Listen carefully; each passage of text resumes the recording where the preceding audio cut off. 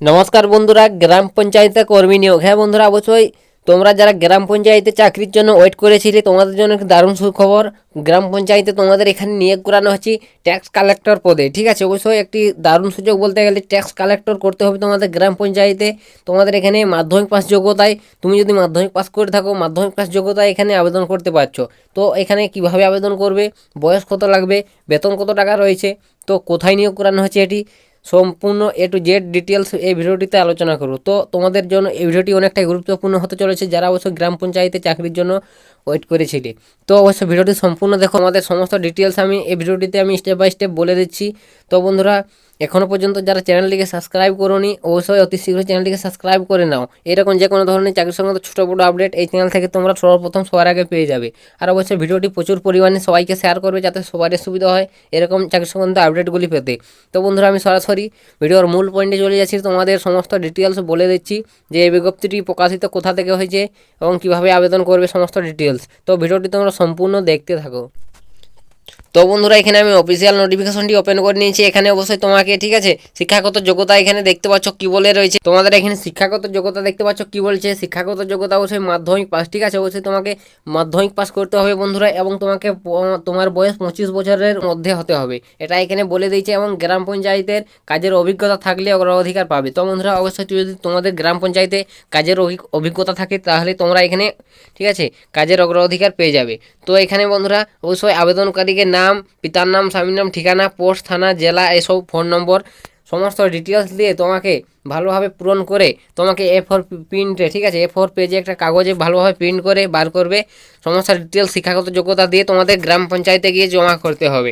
তো বন্ধুরা, এই বিজ্ঞপ্তিটি কোথা থেকে প্রকাশিত হয়েছে তার আগে আমি তোমাদের বলে দিচ্ছি। তো বন্ধুরা, এখানে দেখতে পাচ্ছ যে কি বলা রয়েছে, তাজপুর তাজপুর গ্রাম পঞ্চায়েত। ঠিক আছে, অবশ্যই তাজপুর গ্রাম পঞ্চায়েত থেকে এই বিজ্ঞপ্তিটি প্রকাশিত হয়েছে। যদি কেউ তাজপুর গ্রাম পঞ্চায়েত থেকে এই ভিডিওটি দেখে থাকো অবশ্যই ভিডিওটি প্রচুর পরিমাণে শেয়ার করো, কারণ তোমাদের জন্য এই বন্ধুরা বিজ্ঞপ্তিটি অবশ্যই তোমাদের জন্য খুশির খবর বলতে গেলে। ঠিক আছে, তোমাদের এখানে নিয়োগ করানো হচ্ছে। ফোন নম্বর দেখতে পাচ্ছ এবং মেমো নম্বর এখানে বলা রয়েছে, এবং তারিখ দেখতে পাচ্ছ 7 তারিখ তোমাদের এই বিজ্ঞপ্তিটি প্রকাশিত হয়েছে। ঠিক আছে, 7 তারিখ। এবং এখানে কি বলেছে তোমাদের বলে দিচ্ছি। এত দ্বারা বলছে বিজ্ঞপ্তি করা যায় যে বলছে তাজপুর গ্রাম পঞ্চায়েতের আদায় সরকার। ঠিক আছে, বলছে আদায় সরকার মানে ট্যাক্স কালেক্টর। ট্যাক্স কালেক্টর তোমাদের নিয়োগ করানো হচ্ছে। ঠিক আছে, আদায় সরকার পদটি শূন্য আছে। এই শূন্য পদে পশ্চিমবঙ্গ পঞ্চায়েত আইনে 1972 ধারা মোতাবেক 2 বছরের চুক্তিভিত্তিক, ঠিক আছে, অবশ্যই বলছে 2 বছরের চুক্তিভিত্তিক আদায় সরকার নিয়োগ করা হবে। ঠিক আছে, অবশ্যই তোমাদের জন্য 2 বছর চুক্তিভিত্তিকভাবে এটা বন্ধুরা নিয়োগ করানো হবে।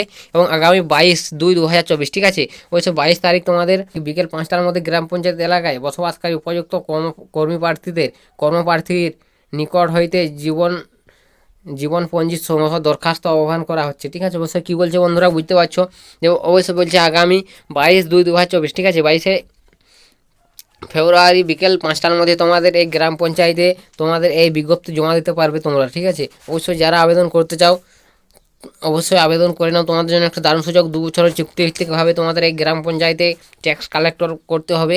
এবং এখানে একটা হিউজ পরিমাণ স্যালারি বন্ধুরা দিয়ে দেবে। এখানে বন্ধুরা স্যালারিটা উল্লেখ নেই, তো এখানে স্যালারি বন্ধুরা প্রায় তোমরা 8,000 মতন পেয়ে যাবে। ঠিক আছে, 8,000 প্লাস তোমরা স্যালারি পেয়ে যাবে বন্ধুরা। কোনো স্থায়ী পদ নয়, চুক্তিভিত্তিকভাবে নিয়োগ করানো হচ্ছে। এটা 2 বছরের জন্য, এটা এখানে বলে দিয়েছি। এবং তোমাদের যেগুলো বলে দিলাম, আবেদনকারীর নাম, পিতার নাম, স্থায়ী ঠিকানা, ঠিক আছে, পোস্ট, থানা, জেলা, পিন, ফোন নম্বর, এই সমস্ত ডিটেলস দিয়ে তোমরা ভালোভাবে